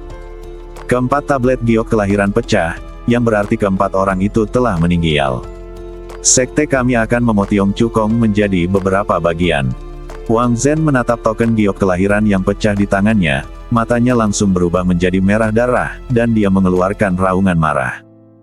Meskipun Qin Wanshan tidak berbicara, matanya memancarkan cahaya dingin, dan niat membunuh yang menusuk tulang terpancar dari badannya, menyebabkan suhu di sekitarnya turun puluhan derajat dalam sekejap. Menurut pendapat mereka, hanya ada 4 orang termasuk Cukong dan Qin Pengyu di alam rahasia Taiksu. Oleh karena itu, Qin Pengyu dan 3 orang lainnya pasti telah meninggal di tangan Cukong. Tidak ada kemungkinan kedua. Para master Puncak Tianji, Puncak Tianquan, dan Feng Ruohai semuanya sangat terkejut saat melihat Qin Wanshan dan Wang Jin yang dipenuhi dengan niat membunuh. Meskipun Cukong memberitahu 3 orang di Pavilion Yunting bahwa dia mungkin akan membunuh Qin Pengyu dan 3 orang lainnya di alam rahasia Taiksu. Ketika semua ini benar-benar terjadi, mereka bertiga masih sangat terkejut. Mereka adalah 4 teratas di antara 7 tuan muda Beidou, masing-masing dari mereka memiliki bakat luar biasa dan latar belakang yang menakjubkan. Meskipun kekuatan tempur Cukong telah mencapai ranah sekte roh, kultivasinya hanya pada ranah kaisar roh tingkat 9. Dia benar-benar berani membunuh Qin Pengyu dan keempat orang lainnya. Keberanian ini saja sudah membuat 3 penguasa Puncak Tianji sangat mengaguminya. Selain itu, fakta bahwa Cukong benar-benar mampu membunuh Qin Pengyu dan 4 orang lainnya juga melampaui harapan ketiga penguasa Puncak Tianji. Mereka bertiga sangat jelas bahwa dengan gaya Qin Wanshan dan Wang Zhen, mereka pasti telah melakukan persiapan yang matang. Kekuatan tempur Qin Pengyu dan keempat rekannya pasti akan meningkat beberapa kali lipat. Bahkan orang kuat di tingkat kedua sekte spiritual tidak akan dapat menjadi ancaman bagi mereka. Tetapi fakta bahwa Cukong mampu membunuh Qin Pengyu dan 4 orang lainnya menunjukkan bahwa kemampuan bertarungnya jauh lebih kuat dari yang mereka duga. Cukong unggul dalam keberanian, bakat, dan kekuatan tempur. Selain itu, saya membuat janji dengan mereka bertiga terlebih dahulu untuk membicarakan kerjasama. Pikiran dan rencananya sama mengerikannya. Orang-orang seperti itu pasti akan memiliki prestasi yang tidak terbatas di masa depan. Para master Puncak Tianji, Puncak Tianquan, dan Feng Ruohai sudah mulai memikirkan cara untuk membangun hubungan baik dengan Cukong. Di alam rahasia Taiksu, setelah Cukong membunuh Qin Pengyu dan 3 orang lainnya, dia menyedot cincin penyimpanan keempat orang itu ke telapak tangannya dengan tangan kanannya. Kemudian dia mengerahkan kekuatan jiwanya dan menyelidikinya. Sebagai 4 orang pertama dari 7 Tuan Muda Beidou, Qin Pengyu dan ketiga rekannya memiliki kekayaan yang sangat melimpah. Cincin penyimpanan setiap orang diisi dengan sejumlah besar ramuan kelas 4 dan kelas 5, serta sejumlah besar bahan obat dan spiritual. Ada 8 teknik tingkat bumi sendiri, termasuk 3 teknik tingkat bumi menengah dan 5 teknik tingkat bumi rendah. Ada 20 seni bela diri tingkat bumi, termasuk 5 seni bela diri tingkat bumi tingkat tinggi, 6 seni bela diri tingkat bumi tingkat menengah, dan 9 seni bela diri tingkat bumi tingkat rendah. Di antara semua hal, yang mengejutkan Cukong adalah tumpukan batu sebening kristal. Batu-batu itu berbentuk persegi dan tampak seperti batu bata, tetapi mengandung energi spiritual langit dan bumi yang sangat besar. Mungkinkah ini batu spiritual yang tercatat dalam buku-buku kuno? Cukong mengangkat alisnya. Ketika energi spiritual langit dan bumi menjadi cukup padat, ia dapat dicairkan menjadi mata air spiritual. Jika lebih terkonsentrasi, dapat dipadatkan menjadi batu roh. Jika seorang kultivator dapat menggunakan batu roh untuk membantu latihannya, efeknya akan 10 kali lebih kuat daripada menyerap energi spiritual langit dan bumi. Alasan mengapa Puncak Tiansu dan Puncak Tiansuan menjadi yang pertama dan kedua di antara 7 cabang utama Sekte Suci Beidou. Hal ini berkaitan erat dengan fakta bahwa terdapat urat batu roh kecil di masing-masing kedua puncak tersebut. Dengan amplifikasi urat-urat batu roh kecil, energi spiritual di Puncak Tiansu dan Puncak Tiansuan sangat kaya, dan kecepatan kultivasi para tetua dan murid pun semakin cepat. Meskipun ada urat batu roh kecil di Puncak Tiansu dan Puncak Tiansuan, namun produksinya sangat rendah. Tetua dan murid biasa tidak memenuhi syarat untuk menerima batu roh. Di antara 4 orang termasuk Qin Pengyu merupakan putra dari pemimpin Sekte Qin Wanshan, Qin Haotian merupakan keponakan dari pemimpin Sekte Qin Wanshan, Gun Yansen merupakan putra dari Tetua Agung Puncak Tiansu, dan Wang Jin merupakan putra dari Wang Zhen, pemimpin Puncak Tiansuan. Tentu saja mereka tidak termasuk di antara para tetua dan murid biasa. Kekuatan jiwa Cukong menyapu 4 cincin penyimpanan, yang berisi total 250 batu roh. Di antara mereka, cincin penyimpanan Qin Pengyu memiliki batu roh terbanyak, totalnya 110 buah. Cukong membalikkan telapak tangannya, mengeluarkan beberapa batu roh, menimbangnya, dan menemukan bahwa spesifikasinya semuanya sama. Setiap batu roh beratnya 1 pon. Meskipun aku tidak mendapatkan harta berharga apapun dari alam rahasia Taiksu selama perjalanan ini, keuntungan yang kudapatkan sudah cukup besar. Cukong tersenyum tipis. Harta karun di dalam cincin penyimpanan Qin Pengyu dan ketiga temannya, ditambah pedang Beidou menengah tingkat 7 dan 3 senjata spiritual tingkat tinggi tingkat 6, memiliki nilai total yang pasti melebihi 1 miliar tael emas. Melihat seluruh provinsi Qingxuan, mungkin hanya kekayaan Qin Wanshan dan Wang Zhen yang dapat melampaui Cukong. Dengan kekayaan yang disumbangkan oleh Qin Pengyu dan 3 orang lainnya, sudah cukup bagi Cukong untuk berkultivasi hingga tingkat ke-7 sekte spiritual atau lebih tinggi. Sudah larut malam, kita harus bergegas dan menjelajahi 2 halaman yang tersisa. Cukong melambaikan tangannya dan langsung meletakkan 4 cincin penyimpanan, pedang Beidou, dan 3 senjata spiritual tingkat tinggi kelas 6 ke dalam ruang tingkat kedua pagoda. Kemudian mereka mulai menggeledah pelataran rumah sesepuh kedua sekte Taiksu. Setelah beberapa saat, Cukong meninggalkan pelataran dengan hasil panennya dan langsung menuju pelataran Tetua Agung Sekte Taiksu. Di halaman Tetua Agung, ada formasi pembunuhan tingkat rendah tingkat 6 yang paling atas, yang disebut formasi pedang jiwa es. Kekuatannya lebih kuat dari formasi pembasmi iblis harimau surgawi di halaman Tetua kedua, dan dapat membunuh pembangkit tenaga listrik sekte spiritual tingkat ketiga biasa. Cukong mengerahkan segenap kekuatannya, menahan serangan formasi pedang jiwa es sambil mencari kelemahan dalam formasi itu. Setelah menghabiskan waktu kurang dari setengah jam, Cukong akhirnya menemukan 3 kelemahan dalam formasi pedang jiwa es, dan menghancurkan semua materi spiritual di bawah 3 kelemahan tersebut, sangat mengurangi kekuatan formasi pedang jiwa es. Setelah itu, Cukong mengeluarkan seluruh kekuatannya, mengayunkan pedang naga ungu, dan mengerahkan teknik pedang api langit, menghancurkan formasi pedang jiwa es dalam satu gerakan. Hah! Cukong menghembuskan napas busuk dan melemparkan beberapa pil untuk memulihkan kekuatan spiritualnya ke dalam mulutnya. Kemudian, sambil memulihkan kekuatan spiritualnya, dia mencari di pelataran rumah Tetua Agung. Sebagai Tetua Agung Sekte Taiksu, ada banyak harta di halamannya. Cukong juga menemukan ruang rahasia bawah tanah di rumahnya. Setelah pencarian yang cermat, Cukong menemukan sebuah buku tentang formasi, berjudul Taiksu Formah Teihon Daopian. Dia membolak-baliknya sebentar dan menemukan bahwa buku tentang formasi ini ditinggalkan oleh pendiri Sekte Taiksu. Dalam Taiksu Zen Daopian, ada lusinan diagram formasi yang kuat. Jika seseorang dapat menguasainya secara menyeluruh, ia dapat memasuki wilayah master formasi tingkat rendah tingkat 7. Selain itu, Cukong juga menemukan beberapa keterampilan dan seni bela diri tingkat bumi, beberapa teknik rahasia, dan ratusan materi spiritual tingkat 5 dan 6. Dapat dikatakan bahwa ia telah memperoleh banyak keuntungan. Setelah meletakkan semua barang ke dalam ruang tingkat kedua pagoda, Cukong bergegas ke halaman ketua sekte sesuai dengan peta. Raungan, raungan. Begitu Cukong melangkah masuk ke dalam halaman, dia mendengar dua auman singa yang mengerikan. Di halaman, energi spiritual mengamuk dan roh jahat ada di mana-mana. Satu putih dan satu hitam, dua singa besar dengan aura pembunuh yang mendidih berkumpul bersama, memancarkan kekuatan yang mengerikan. Formasi tingkat menengah tingkat 6. Cukong menarik napas dalam-dalam, wajahnya sangat serius.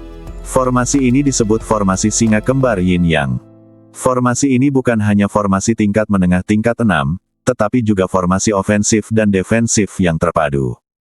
Di antara mereka, singa putih bersifat yang dan berfokus pada serangan, dan kekuatan tempurnya sebanding dengan orang kuat di tingkat keempat sekte spiritual. Singa hitam bersifat yin dan berfokus pada pertahanan. Ia memiliki kekuatan pertahanan yang luar biasa, cukup untuk memblokir serangan guru spiritual tingkat keempat. Dua singa yang bekerja sama sudah cukup untuk menahan mundur para master sekte spiritual tingkat 4 biasa. Dengan kekuatan tempur Cukong saat ini, akan sangat sulit untuk menghancurkan formasi ini. Bertarung, atau berbalik dan pergi. Cukong mengerutkan kening. Dia telah mendapatkan cukup banyak hal dari perjalanan ke alam rahasia Taiksu ini. Berangkat sekarang dapat dianggap sebagai perjalanan yang memuaskan. Namun dia merasa agak enggan dalam hatinya. Sebagai pemimpin sekte Taiksu, master sekte pasti memiliki harta yang berharga di halamannya. Jika tidak, dia tidak akan membentuk formasi singa ganda yin yang kuat. Cukong hanya tinggal selangkah lagi untuk mendapatkan harta karun itu.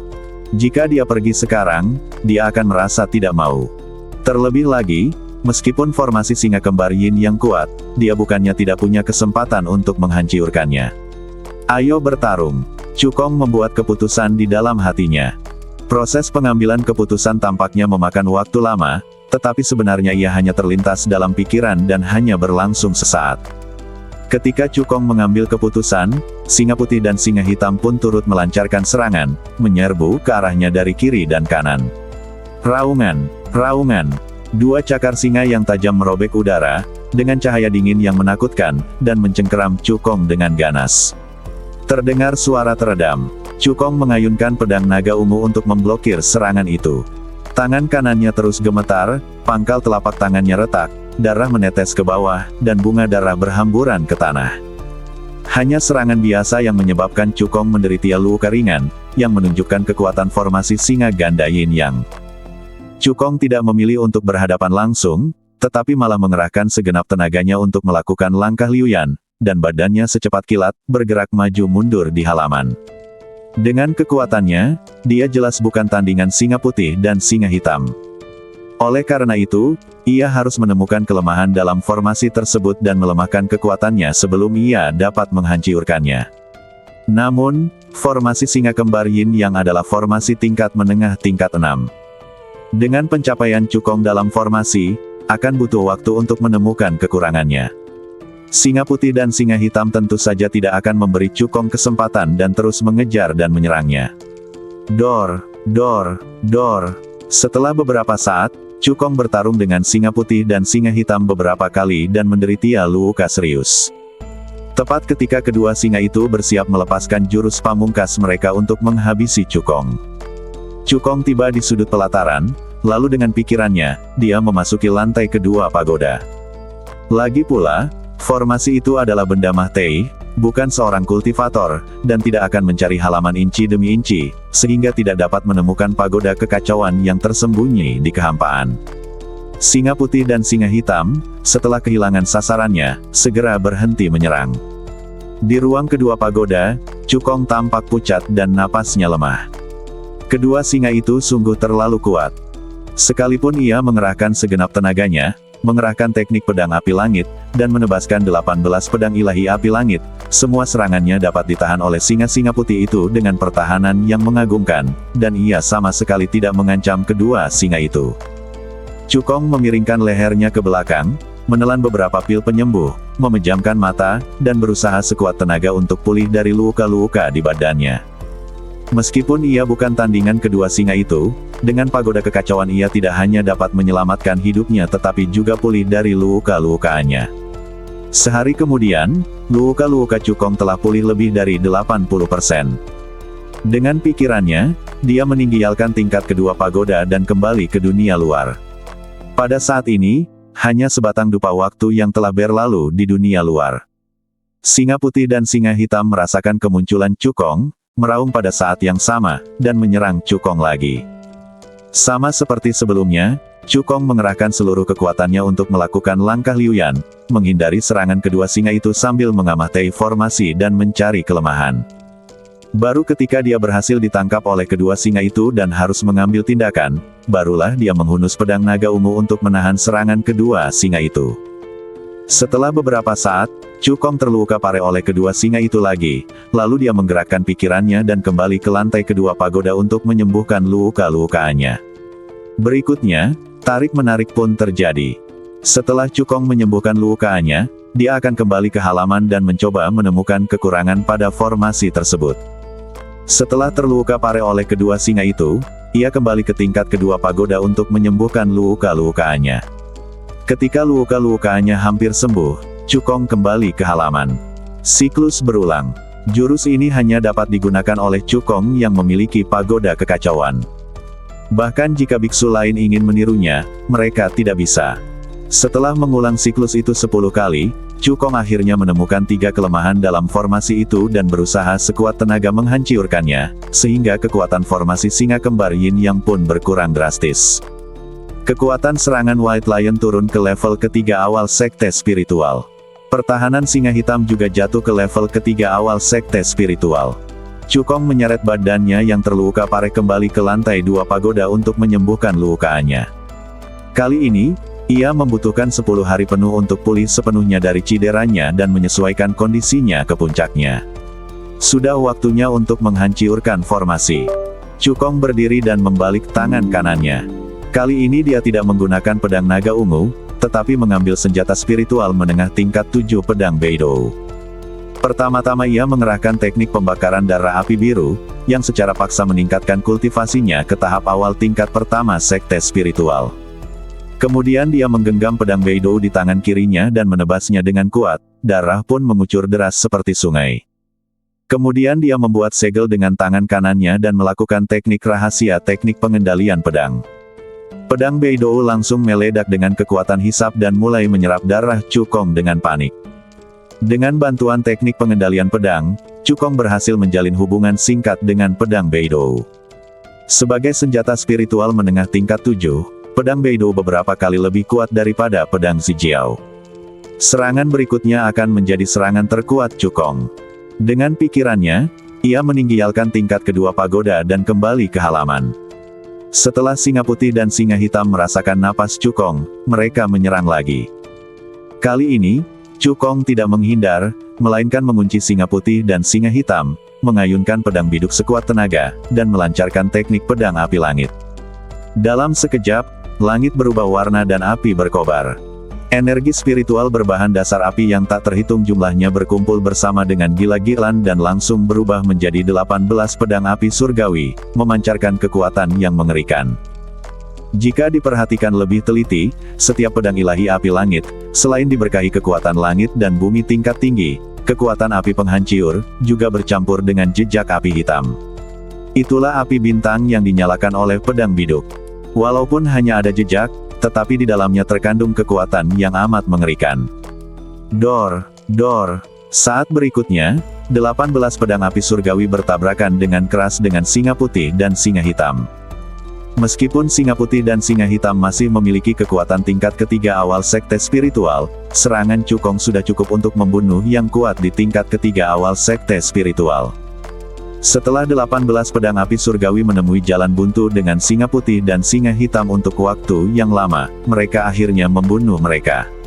Retakan. Bersamaan dengan suara yang pecah, formasi singa kembar Yin Yang pun hancur. Akhirnya formasinya hancur. Cukong menghela napas panjang, senyum mengembang di wajahnya. Setelah sekian lama berusaha, akhirnya kita berhasil memecahkan formasi singa ganda Yin Yang, dan sekarang saatnya menuai hasilnya. Di halaman Tetua Agung, kami menemukan harta karun seperti Taiksu Formah Teihon Daopian, dengan total nilai ratusan juta tael emas. Sebagai juru mudi sekte Taiksu, Master Sekte pasti memiliki lebih banyak harta karun di halamannya. Cukong mulai mencari di halaman sambil tersenyum. Namun setelah beberapa saat, senyum di wajah Cukong membeku. Karena di pelataran itu tidak ada apa-apa, kecuali Mahiat Busiuk dan beberapa token murid sekte Taiksu yang berserakan. Bagaimana ini bisa terjadi?